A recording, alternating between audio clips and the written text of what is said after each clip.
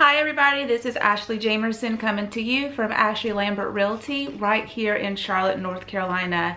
And it is that time. This is NACA update time on the file that I was discussing in a previous video. I'll put the link above.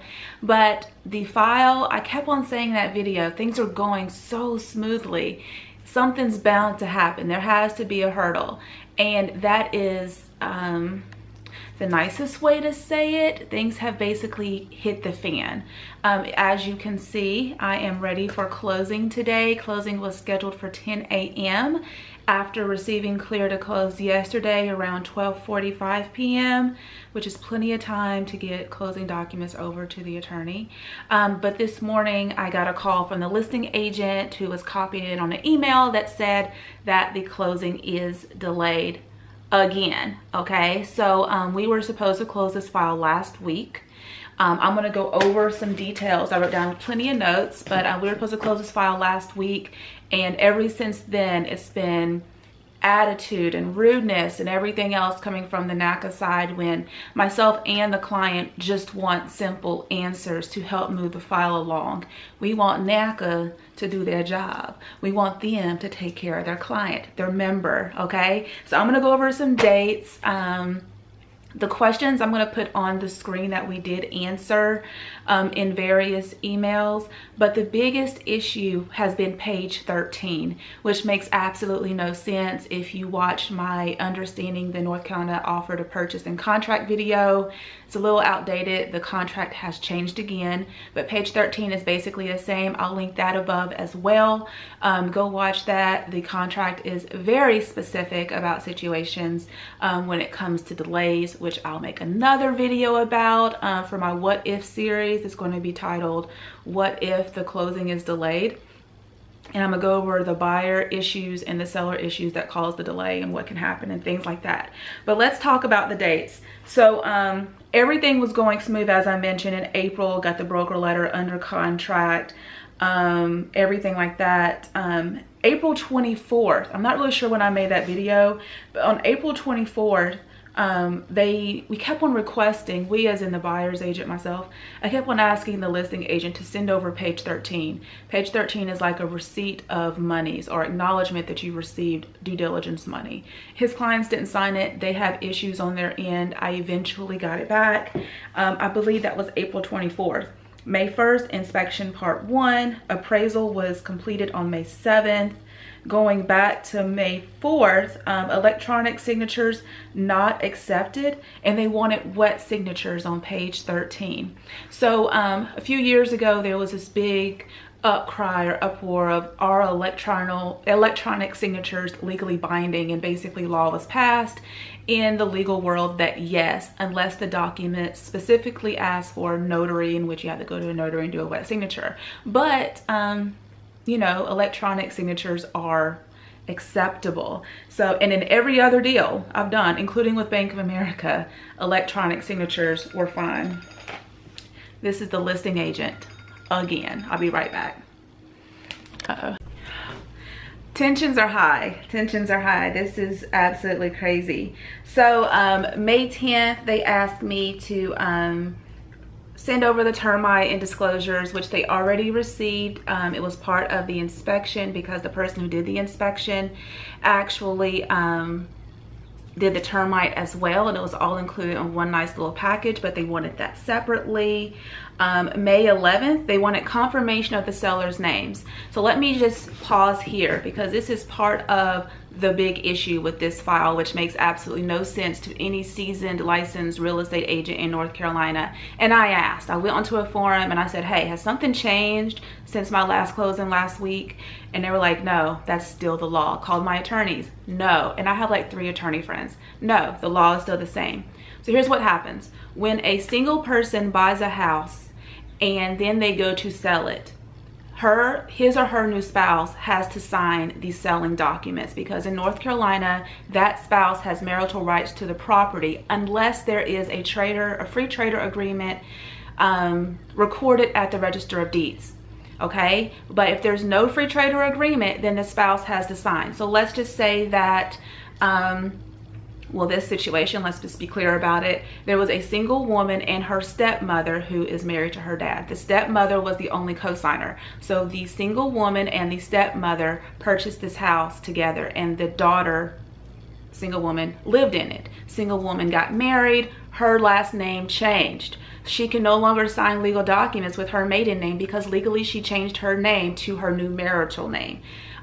The stepmother is obviously married to the dad. So that means 4 people need to sign these closing documents. 4 people need to sign the contract.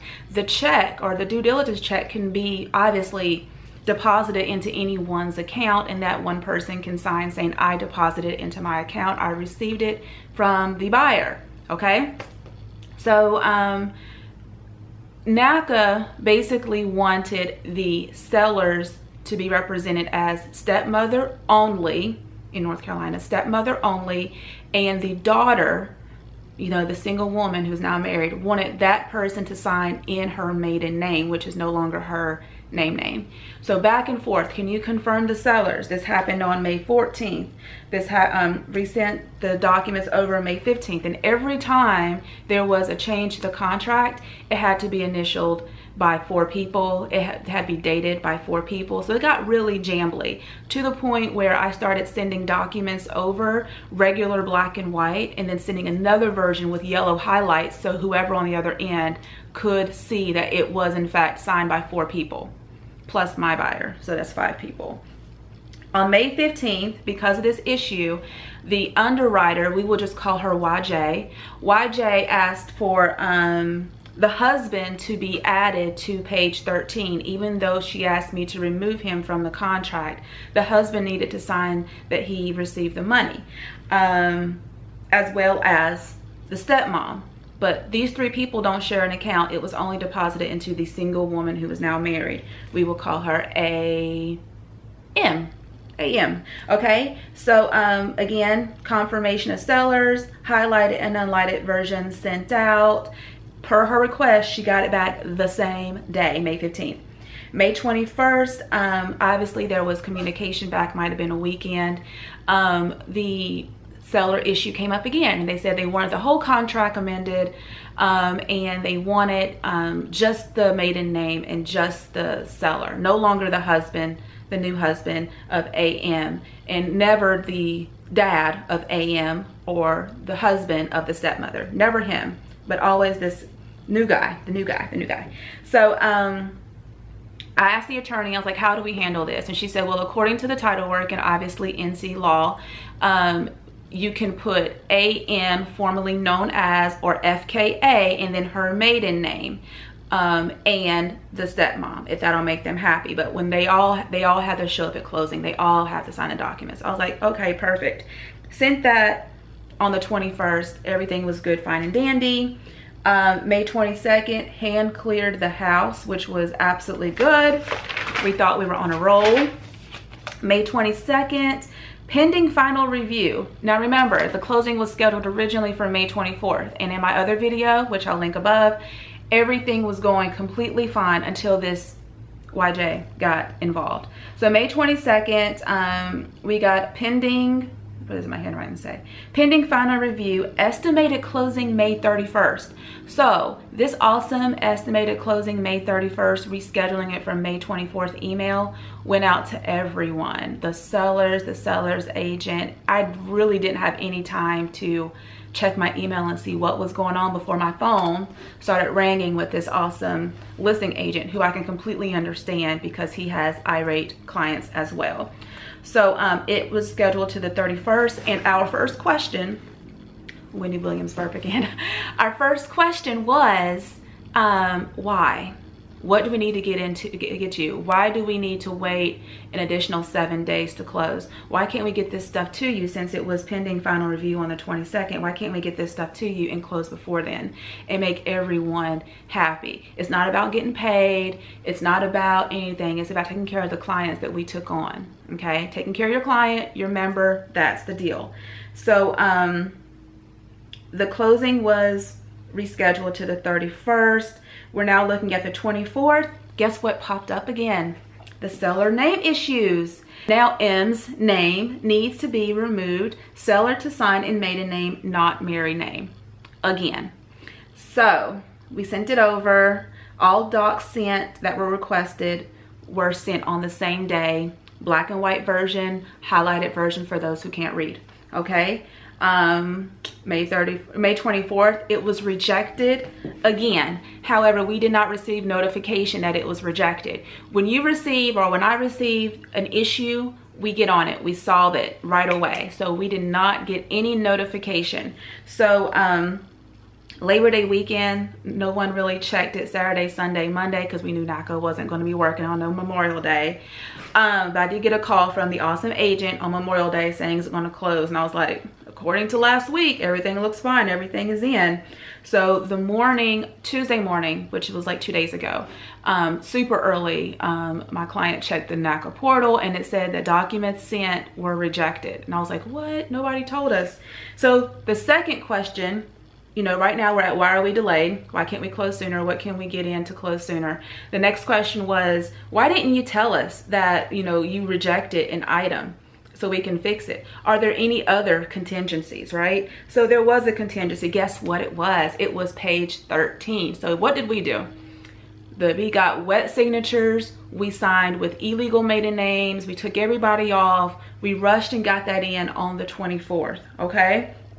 So, and then they also asked for this e-sign DocuSign log, which the Adobe EchoSign DocuSign product that I use has a log, so I sent it. Guess what? It was rejected. So that's why we went ahead and got wet signatures.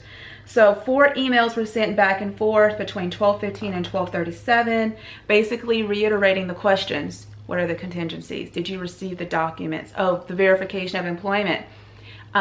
This is the direct number to the company, and this is the manager's number. This is the direct email. This is the manager's email. Take care of it. So then we wanted confirmation that they received the email, and it was like 5 people copied on the email. Any of those 5 could have said, yes, we received it. You know, no one said anything. And that's a basic question. Did you receive the email that I sent you after an hour has passed and like the day and the work day is winding down? Nothing. Crickets. Completely annoying. So, okay, it's always fun when you run out of space on your camera. Okay, so at 2:28, YJ requested that we do not agitate the lender. Whenever someone says don't agitate someone else, they're basically saying don't agitate me. And you have to remember this person represents the company that their mutual client is getting a loan through. So simple questions should receive simple answers. Yes, no, yes, we received it, thank you, comma, your name, things like that. You can even give me the corporate clapback, but at least I know you received my email, okay? So 4:30, client notified me that there was another rejected item. So at 4:30, and people start disappearing from the NACA office around 5:30 like every other corporate job. But 4:30, she said it was rejected. I was like, what in the world? Why was it rejected? We sent them everything that they needed. Started rushing to get these wet signatures, made sure those were sent over. Go back. At 5:34, I had a conversation with RM, who is the manager over the MC and things like that. And so RM basically called me and said, hey, I heard you called corporate, which I did, and which is not corporate, but the headquarters, which I did, and I'll put that phone number below for your future reference. I called headquarters and they really wanted to transfer me to the manager. And I was like, no, she's been copied in on every single email from this morning. And the simple questions that I answered, if she knew the answer, she would have replied back, because that's what managers do, right? They manage. And so I asked her, I was like, a rejection popped up at 4:30. We need to know if, like, what's going on? Like, how can this be fixed? Like, why is page 13 such a huge issue? Like, what is going on? And she basically told me, no joke, no lie, that the rejection that we see is not a real rejection because YJ is working on it. But I'm like, well, how is YJ working on it if she hasn't told me that she received the documents, for one, And then for 2, it just now happened. So I had to send a screenshot that said, this was this morning's rejection. This is a brand new rejection that showed up. And it's like, then she said, well, I don't have the file pulled up. Well, why did you call me? If you call me with answers. You don't call me because you want to chat about a file. We are not friends. Okay, so I was so mad. I'm probably like shaking now, remembering like how irate, how mad I was, because then because it's the way that she talks to me. It was like, you need to calm your client down. What calms a client down when they're under contract and at risk of losing earnest money and due diligence money and their inspection fees that was close to like $650, $700, what calms them down is answers. Yes, no answers, simple answers. What can I do to fix this? Simple answers. And we couldn't get that. So at 6:59, the buyer actually went to the NACA office, and she spoke with her MC, who was also, you know, included on every single email with the manager RM, as well as the closer who doesn't close, YJ. And she met with her MC, who I bragged about in the last video for being so awesome. She said, I have other files.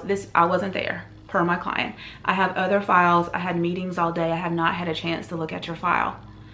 This file is supposed to close today, which is Thursday, in 2 days. You're telling me you didn't touch this file all day long and you knew that it was in limbo since last week when you guys decided to delay the closing. So at 5:08, I had a conversation with the NACA office, and I could have sworn I was making some kind of headway, because I spoke with a lady who said, email me the issue and I will forward it on to this guy who is supposedly over REM, the manager of the Charlotte office, and wasn't, because after doing more research, I found out that it was someone else with the initials EE and B, and she never replied back. So I called her, got her straight up extension, called her, left her a voicemail, called the guy that was supposedly over the manager, left him a voicemail, and the thing said, they'll get back to me in 24 hours. Didn't get anything.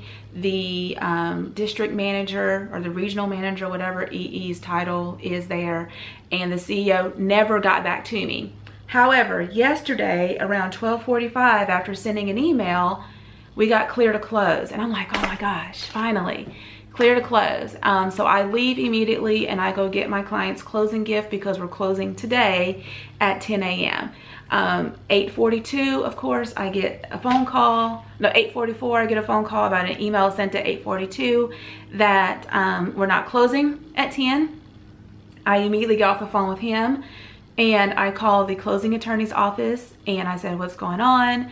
And they said they did not receive the closing documents. Guess who has the closing documents? YJ. So of course she's going to delay this as much as possible. It's probably personal now. Very frustrating. It's very easy to get closing documents out. They may think it's really hard, but I know top producing lenders who close many files, and they never tell their client that they have other clients. They make each individual client feel special. But I digress. I'm going to talk about that in a minute. This is probably going to be a really long video, obviously, as you can see. So I called my client, who was on her way. It's like an hour drive, maybe 45 minutes, to the closing office. And I'm like, hey, you can go ahead and head there and see what's going on, but the closing has been rescheduled to 10. The 10 o'clock closing has been rescheduled, and we don't know when. Get another call from the listing agent that says, hey, we have a cash offer that can close in 10 days. Your people are dragging their feet. So basically, if this doesn't close today, we're going to go ahead and move forward and yada yada, and your client's going to lose earnest money and due diligence money. We're not going to give it back. And I was like, I understand. NACA knows. So other things that NACA has said in this process, they told my client that sometimes lenders push things to the end of the month because they like closing at the end of the month. That is BS, and that's a huge BS, because no one likes closing on the last day of the month because it's super busy. So the 24th closing would have been ideal for all parties. It's not like the bank loses money. They still get paid taxes, and not taxes, but interest for every day they have given you the loan. So that's just crap. They told my client, or let it slip, that her file's been moved to the 1st, which is crazy that she let that slip. And then here we are on the 31st and it's not done. They told my client that every time something is uploaded to the file, it takes 48 to 72 hours to process, which doesn't make any sense if you look at the 28-day contract to close thing that they give out their people at the big function everyone goes to, and it doesn't, you know, coincide with the documents that realtors receive at that class. It's like, you know, 28 days to close, which is, my fastest has been 33, okay, 33 days. What else?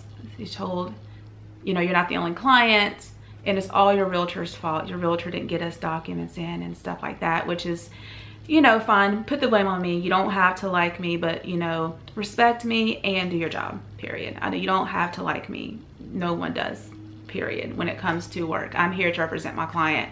And luckily my client was in on every single email, so she knows that I got the stuff to her, either as a CC or a BCC. What else was really weird? It was just, okay, so in my opinion, and I'm gonna rant a little bit, I feel that NACA's overall attitude does not align with their mission. And from what I understand and what they advertise, their mission is to help low to moderate income families achieve the dream of home ownership without having predatory loans and all this stuff like that. It doesn't align with how they actually treat their members and the realtors who bring their clients to NACA, like myself. They treat everyone as if, that's my client, they treat everyone as if like, you need me, I don't need you. Like, I have other clients. You need me, so you're gonna have to bow down and write crazy contracts and bend over backwards because you need me. My client didn't. I didn't. The three other people that I closed with NACA, none of us needed NACA. We literally just want a lower interest rate. There's other ways to get a lower interest rate. And now I feel bad because the call I have is the listing agent for this house has a cash offer, can close, and technically they can't terminate the contract because the grace period that is in the North Carolina, you know, offer to purchase is a 14-day grace period, and that's not over until June 7th. But that's not the point. You don't bring that up to a client who has a child and has to move into their home because their lease is up and has to probably pay more money to their landlord or management company because their closing was delayed, even though they received clear to close. It's really hard to explain that to a seller who is trying to sell their home to your buyer who is in limbo because they have to buy a home. And guess what? That seller to that seller also has to buy a home. So five families are affected because NACA refuses to work in a timely manner. I'm not asking anyone to burn the midnight oil. I'm not asking anyone to bend over backwards. No one is. If you're going to follow protocol, follow protocol. If you're going to do your job, do it. If not, get another job. I mean, that's the thing. So with real estate, the way I approach it, and I learned this early on, like super early on in this business, my clients care about me, they like me, they respect me. But there's like the professional Ashley, they don't really care about the personal Ashley. So when my father died, my closing still closed on time. Like, someone called me when I was leaving the funeral. Did they need to know my business? No, because they still needed to buy their house. So I still got it done. And I'm a business owner, so I guess it's different because I am the big and owner of my company. But that's just how I approach it. When you take on a job of service, there's certain things you have to do. You have to put aside. I lost a baby when we were going through the NACA process. And if you watch my very first video of NACA when I was super excited, I was pregnant with my first daughter who we lost at like 20 weeks. And I remember being in the hospital room and I had clients that were obviously closing. We were trying to close on our NACA home, and our MC asked my husband to come and sign this document because it had to be signed that day or it would be delayed. Guess what? We didn't need that document and we were still delayed, you know, and all my other clients still closed. That's another thing. When my daughter came at 30 weeks, all my clients still closed. I made it work. I don't make excuses that affect my client's life. When I was put on bed rest with my son, sounds like I got a lot of problems. When I was put on bed rest with my son, all of my clients still closed on time. Every single one of them. My life did not affect the lives of my clients. If somebody needed to get in for a final walkthrough, I watched the child, which is my daughter Kay. I watched her, and then my husband went to go and let them in because he's licensed, which is amazing. Or I waddled. If I had to, I made it work. You know, I had like a good 2-hour window where I can get up and do things. And if I had to use that 2 hours to go and let a client in, I couldn't climb stairs, but I would let them in. No one fell through the cracks because of my personal stuff. If I didn't like an agent, my clients were not affected. However, with this situation, obviously, YJ and I are not besties. We will never be besties. RM and I are not besties. We'll never be besties because they're making it personal now when they are letting their feelings prevent this file, when they are telling, you know, the client and I that our simple questions are agitation. So here's what happens. If we ask a question, don't get an answer, we'll give you an hour. We'll ask the question again with possibly another question. So now you have 2 questions. But that's just how it works. You multitask, you get things done, and you realize your role in people's lives when they are buying a huge investment such as a house. You can't just wash your hands and ignore it. You can't just get agitated. You get it done. There's been many times where I've just been like, I want this file to close just so I don't have to deal with this person. Probably mostly listing agents. And they're on my poopy list. But you know what? We get it done. And that's all I'm asking. That's literally all I'm asking. This clear to close, rescheduling, you know, it's your agent's fault that she didn't get this in. It's your, you know, no, it doesn't work when I don't even call you, I email you and I have it all documented. So, I'm livid. I'm livid. And the manager was like, you seem very passionate. Yes.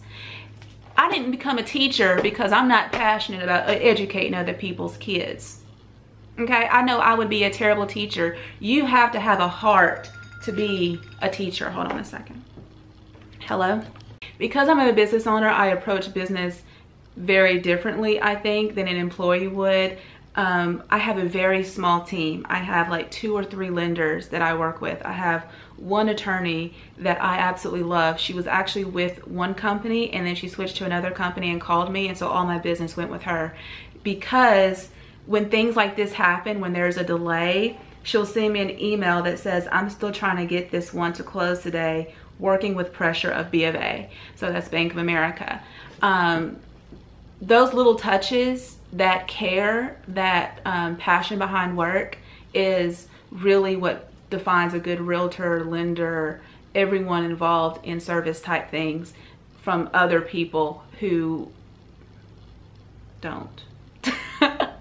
I don't know. This is a very ranty video. I'm probably going to have some odd, off the wall comments on this, but it's just a lot of frustration.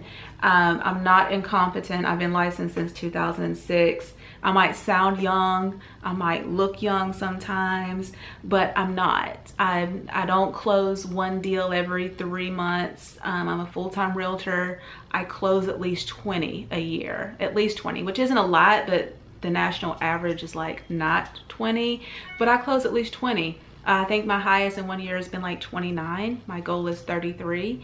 So that means I've helped, you know, 29 times 2 at least, the buyer and the seller. People buy and sell real estate. I'm not new. So when you tell me that you need a buyer and seller's name that doesn't make sense, or a seller's name that doesn't make sense, or you tell me that page 13 is like a make it or break it thing, when you have clear checks of the, you know, copies of the checks, and you see the money coming out of the buyers and stuff like that, when you see this, it doesn't make any sense. I mean, I love the mission of NACA.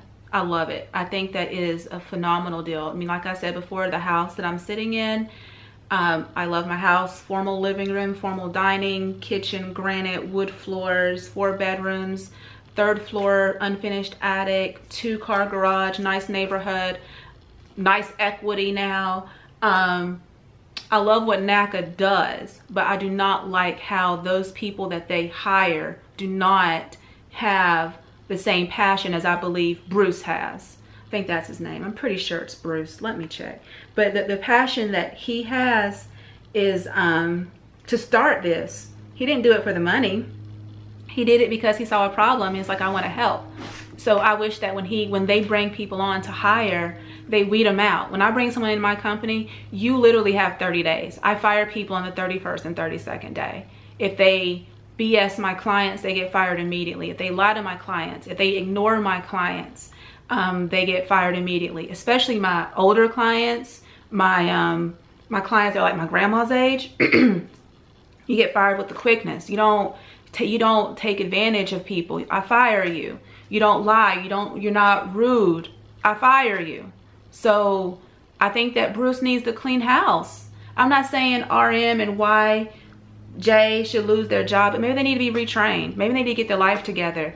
Maybe they had a bad day and they came into work. Maybe they're really nice. Maybe they're, I don't know. But when you work for a company, your actions have to be in line with that company's mission statement. My mission statement is, I don't stop working until you're home. I don't stop working until you are home. So if that means I need to answer the phone at 9 p.m. because you're scared, because you have a question about the house you're buying, I answer the phone. If it means you're going to text me at 6:30 in the morning, which my lovely client who I closed in Salisbury did, love her to death. I'm actually gonna make her a quilt for Christmas. That's how much I loved her. When she texts me at 6:30, I'm nervous. I'm scared. I have questions. Can you call me? When my kids are out the door to daycare, I call her, okay? I don't ignore her. You know why? Because she's a person and she's buying a house. She's not buying a pair of shoes. She's not buying a purse that she can return. Unless you're fashion file, you know, you can return stuff like that. I'm irate. I'm irate. I really hope that this video, I know it's going to be shared, I know it's going to be watched. The NACA process is hard. If you have your stuff together, it's easier. But when you have incompetent people handling your file, there's really nothing that anyone can do. And that's upsetting. When you have people like, it's just, but anyway, I'm gonna work really hard to get this closed. I have to go to the gym because kickboxing has been a blessing. I might stop by the quilt shop because fabric has been a blessing because it's kept me from cussing, to be honest. I don't understand. I have a few other clients who are working with NACA. 2 are approved and I'm terrified because it's like, do I need to put in a 60-day close now? And then like say, yay, we closed early? No, I don't even know, because then their offer won't be accepted because this is a seller's market. Why would they sell it to a NACA buyer in 60 days when they can do a cash deal in 10? Or they can do another buyer and they close in 28 to 32 days. And they actually like do their job. So it's hard. It's very, very hard. I don't know, I'm sort of over it. This video is super long, so I'm gonna edit this up, I'm gonna post it, and then I'm going to film a video that's gonna be what if there's a delay, and it's gonna go into more detail about the North Carolina real estate offer to purchase and the 14-day grace period and what happens when different parties and stuff like that delay the closing. So I will link that up there at the top, but definitely share, subscribe, comment. Rude stuff will be deleted. Other realtors who are trying to advertise on my page will be deleted. And I would love if people who work for NACA, yay, it's my attorney. Okay, my attorneys are awesome. They pushed and pressured Bank of America and we finally got the package. Closing at 12, so only a 2-hour delay, but still total time 7 days for no reason. We still don't know why there was a delay. But I will go ahead and edit this video, and I will talk to you guys soon. Bye.